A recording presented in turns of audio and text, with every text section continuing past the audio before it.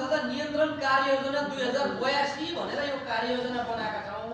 अब यो मैले तथ्याङ्क मात्र मागे अहिले नेपाल प्रहरीको कार्ययोजना मागिरहेको छ। अब यो त्रिवर्षीय डाटामा हेर्दा कतिवटा मुद्दा दर्ता भएको छ? मुद्दा दर्ता 79 मा 65 वटा मुद्दा दर्ता, पक्राउ संख्या 83।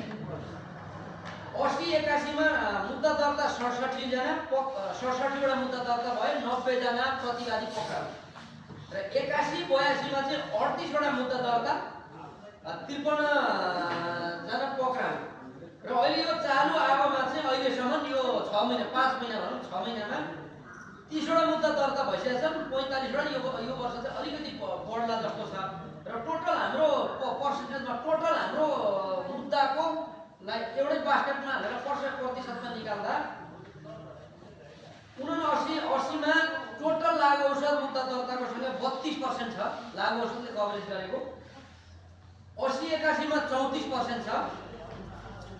81 82 मा गत साल 19% र 82 83 अहिले यो 6 महिनामा 15% चाहिँ लागु औषधले मुद्दा दर्ता।